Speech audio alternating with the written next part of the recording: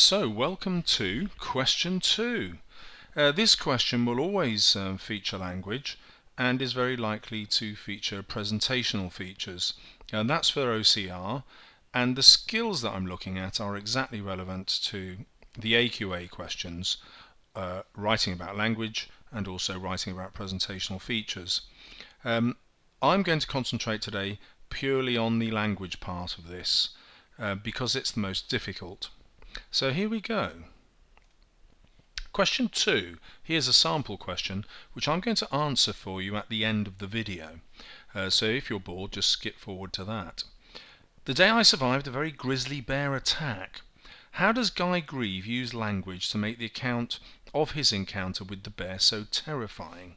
In your answer, refer closely to the passage. And so I've highlighted refer closely and translated that for you with an exclamation mark. That means use short quotations. So as soon as you use single word quotations, you're going to hit the top band criteria. And I'll show you how to do that at the end. Now I've also underlined or highlighted my other command words, the keywords that tell me what to do. I've got to explain how. I don't need to highlight language because it's always a language question. And how what? How is it terrifying? And I will continually come back to that as you see at the end. And so my exam technique, as soon as I hit the question, underline the keywords that tell me what to do, the command words, and then I'm ready to go. And so here is a report from the examiner on that very question, and it's really useful to us because it tells us the kind of analysis that you need to get in the top band. So here we go. An example of this was the candidate who selected the phrase 70-stone killing machine and then went on to comment that the phrase suggested that the bear was devoid of emotion and completely intent on its purpose. Such a comment shows a clear appreciation of the effect of the imagery used by the writer. Now notice that this candidate is getting the marks even though they don't use the word imagery. They don't have to spot the techniques, and that's a point I'll keep coming back to here. And then this is a note from me. If you have been taught P or Peel, very popular with English teachers across the country, you will notice that the P, the point being that it's terrifying, does not have to be continually repeated here. It doesn't seem to appear in the examiner's comments. Now, to make things easier for you, because you do use P and Peel probably, my sample answer is going to put that in. And it's a very easy way of making sure that you're answering the question. Right. Now the examiners want to tell us what unsuccessful candidates do. So less successful responses tended to identify appropriate examples of language use, so that would be quotations, for which they were credited, but did little more than attempt to analyse. And we'll see what attempt to analyse means here. With comments such as, the writer is terrified here, and then this person doesn't go on to explain how. They just say, we know this as he repeats the word terrified. This shows that he is terrified. In other words, the sentence could have stopped here. The writer is terrified here, and all the rest merely repeats what's there. And so that's contrasted to this level of explanation that we have here in this quotation, devoid of emotion and completely intent on its purpose. And I'll show you a little more clearly how to do that in my example too. The least successful candidates, so hopefully not you, concentrated mainly on identifying figures of speech such as alliteration and the rule of 3 in slowly, steadily, stealthily, and then making pre-prepared comments such as, and this draws the reader in and makes them want to read on. Now you've probably heard people saying this in class all the time. It draws the reader in, it makes them want to read on. Which is true, but absolutely everything that the writer writes is intended to do that, otherwise you'd never read anything, would you? And so it doesn't get you any marks at all. Similarly though, and this I hope you'll find quite positive, You don't have to name the fact that it's alliteration, or name the fact that it's a metaphor, or name the fact that it's a simile, or name the fact that it's a rule of three. You get where I'm going here. You don't get any marks for spotting all these techniques. What you get is marks for explaining the how, which I've emphasized down here, explaining how it is terrifying. And if you remember, those were our keywords in the question. How is it terrifying? We don't have to keep naming the parts, as it were, and explaining that this is alliteration or simile. Right, let's get some more advice from the examiner. However, an attempt to consider the impact of a chosen quotation, in particular by exploring into the implications of the language within the context of the passage, the context of its use, is likely to result in the response moving into a higher mark band. So I will demonstrate for you what looking at the implications is, and it's really just writing a long explanation. It's not necessary for candidates to write at great length. Now this really surprised me when I read it, because it makes the whole exam seem very easy to pass as long as you stick to the skills I've just explained. So when answering questions 2 and 3, you don't have to write much, and the examiner says time restraints do not encourage this. So you're going to run out of time anyway, they're not expecting much. So how much? Here it is. It's important that they select 3 or 4 fully appropriate quotations or references to illustrate the points required in the question, and then explain as fully, so those really long explanations, as they can how these examples convey the particular aspect of the writer's purpose, in our case, the terrifying sense of fear, which the question identifies. So that's what I'm going to try and show you. Another reminder from the examiner from a different exam, still the same paper, but this was January of a different year. It is not necessary for candidates to hunt out and name the various linguistic devices. So I've told you that about 4 times now, I think, or at least 3.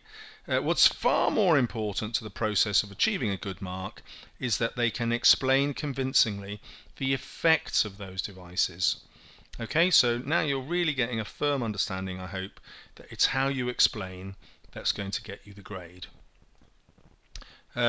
Here is another question. As you can see, this one does focus on presentation as well as language, and in the examiner's report they say something really interesting, or in the mark scheme it says anything you write about presentation, as long as you relate it to what the question's asking, is going to get you the marks. They're not looking for anything in particular, so whatever you noticed, picture, headline, caption, whatever it is, that is bound to get you the marks. And that's why I'm not focusing on it in this video, because that's really not where you're going to fall down. It's in how you explain the use of language. Again, this is another exam paper, and I'm giving it to you again. I know it's a sense of overkill, but you don't have to hunt down examples of the rule of 3 and rhetorical questions, etc. So I hope that reassures you. And once again, in this year, people were also writing "this draws the reader in, makes the reader want to read on." Exactly the same problems as the last one I showed you. What should you do? Well, that is highlighted in green, explaining how or why the effect was achieved. So, finally, I hope, the most successful responses both quoted appropriately from the passage and explained how the selected quotation illustrated, in this question, the writer's sense of excitement. I didn't read you the full question, but there it is. This idea of being airborne doesn't get much better than this, and that's where the excitement comes from. Okay, well, enough of that. I'm going to skip this. Let's get to the bears. Now, do you remember I've twice read you a quotation from the examiner saying that you don't have to hunt out information, and I'd like to demonstrate for you here with my highlighting that you don't have to hunt out quotations to use either. Do you remember he said, or she said, you only needed 3 or 4 quotations? Well, I'll take that as a tip that we're going to pick 4. And so I just said to myself, well, okay, just pick out something in every paragraph. And in some paragraphs, like the first, you can see I've got more than one thing. Whoops. There you go. And I call this the random finger technique. And I get my students up in class, this is on the interactive whiteboard, and I get them simply to stab the board somewhere with their eyes shut. And we have to come up with some kind of explanation based on wherever their finger lands. And that always works, believe it or not. And then they do it for themselves with the page in front of them. You literally stab the page with your finger, and wherever your finger lands, there's going to be something to write about. And I do this to reassure you that you don't have to read the full article fully. You don't have to understand everything in the full article to still get top marks in this question. So here you are, all these bits in yellow are descriptions of the bear and linked to how terrifying it is. And I didn't even think when I was highlighting these, they just popped straight at me as they would to you. And if you don't believe me, replay this without the sound and just see if you can do it yourself. Right, so what did I do? Well, I went back to the question, I reminded myself of the keywords, how, terrifying, and referring closely, and my explanation for that was use really short quotations. So here we go. I'll read it to you and then I'll show you what the highlighting means. So Grieve wants to prepare us for the attack he knows is coming and makes it terrifying so that we can marvel at the fact that he escapes with his life. I really was his prey. The use of really is intended to do away with any doubts we might have that he is exaggerating the terror. To make the attack more terrifying, he is explicit at the beginning about how undersized he is compared to a 70-stone killing machine, which obviously dwarfs him. So first, my red highlights are the techniques that the writer's using. So I'm not talking about alliteration or simile, but anything that I'm saying that the writer does, that's explicit, okay? So the yellow, I really was his prey, and a 70-stone killing machine, they're there to show you where the quotations are, and hopefully you can see how I've isolated a single word here to write about from my longer quotation, and that was the skill of being appropriate and concise. The use of really is intended to do away with any doubts and so on. I come up with an explanation for that small bit. Now I've made one point about the 70-stone killing machine. In the next paragraph I'm going to focus on just a single word and tell you explicitly what that means. That the bear is a machine also terrifyingly suggests that it is unfeeling and therefore merciless. Moreover, a machine is relentless and cannot be stopped because it does not feel fear or pain. Grieve causes us to wonder if anything can stop the bear. When the bear does attack, he again uses contrast to suggest how terrifyingly weak he is. Even though he is armed with a rifle, his fear seems to overcome him, so he loads with a shivering hand. This emphasizes how slow and inaccurate he may be, while in turn the bear is contrasted with very powerful verbs. This huge killer dropped to all fours and began to bound. Dropped is ironic, as he wishes to drop it by shooting, and this irony increases his terror. Similarly, the fact that it is on all fours makes Grieve seem almost outnumbered, with his 2 legs, which must be stationary. The alliteration of began to bound seems to emphasize this with a heavy beat and plosive sound. Again, my colours reflect the same thing, so the techniques that the writer is using are highlighted in red, the quotations in yellow, and again you can see that I try to use single words as in dropped or all fours, which is very short, and began to bound, which is also very short. I'm constantly trying to use the shortest quotations that I can. Finally, last paragraph, Grieve echoes the first description of the bear's size as huge, but this time he is not a machine but a killer. Our terror increases because it appears that Grieve cannot escape, and we temporarily forget that this is a first-person narrative, so he must indeed survive. And so I had to deal with that really, because how terrifying can it be when we know he survived to tell the story? And I've just had to put that in to complete my answer. So I hope you can see how I've tried to put in detailed explanations.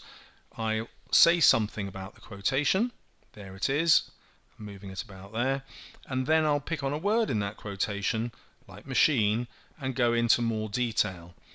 If I can then find a second point with another connective like moreover, I know that I'm writing really detailed explanations, and I know the examiner has to give me credit for that. And that's it, that's the simple technique.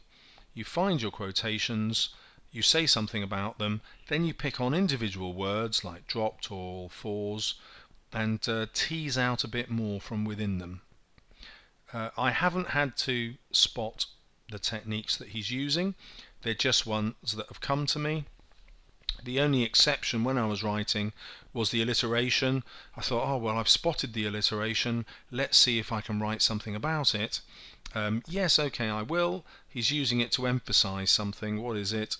It's this idea that he's under attack, and I've decided it gave a heavy beat with the b and b of began and bound, and I don't know whether your teachers have told you that, but that's a plosive sound because the air literally explodes out of your mouth. B. And the same with p's, p. These are called plosive letters, because your breath has to come out of your mouth explosively to make the sound. But I would have got just as many marks if I'd ended the sentence at beat. Right. How long did that take me to write? Probably 10 minutes. It's a 14-mark question, so you've got 21 minutes to write that. And I did it because I didn't worry. And why didn't I worry? Because of the random finger technique. I knew that there would be quotations everywhere I looked. I haven't worried about using all of them because the examiner's advice was just to use 4. And there you go. How easy that is, you'll only know if you practice this. And don't just watch the video. Practice a question and find out how you do. Right, I'm going to leave you with the actual mark scheme and the advice from the examiner for that very question. The higher band responses are likely to show a secure understanding of how the writer's description of the details of the attack and of the appearance and behaviour of the bear create both tension in the reader and convincingly convey his feelings at the time. And so I have actually shown what his feelings were at the time, and some tension that the reader is feeling, even though it's a first-person narrator and we know he's going to escape. And crucially, I didn't cheat on this. I didn't read the mark scheme first. I just wrote what was there in front of me. In the next paragraph, he tells us, responses at this level may well contrast the measured tone of the description, written after the event, with the panic the writer felt at the time, and make reference to the inadequacy of his assumptions as to how to avoid the bear. And I did deal with some of that, but I'm going to draw your attention to 2 things which you may not have noticed. The first skill in the first paragraph is highlighted with this word, likely. The second skill in this paragraph is highlighted with this word, may. And so what the examiner is saying here is, look, if I was answering this question, this is what I would do. But in my pink bubble is actually what you, the candidate, has to do. These are only things you might do. So they, that's you, will take a consistently analytical approach with fully developed comments. Well, that means you keep quoting and you keep highlighting those single words. You're looking at really small bits of language. How is it fully developed? Well, you write more than one thing about them. And that's it. Those 3 little lines there are all you have to do, and you only have to do them 4 times to get the top marks. So let's go back and see if I did that. 1, 2, 3, 4 paragraphs. Job done. Okay, now it might not be easy the first time, but the third time and the fourth time will make it seem very easy. And if you practice this a 5th time, there is no way you cannot succeed in this exam. So go and practice and succeed. That's all there is to it. Good luck.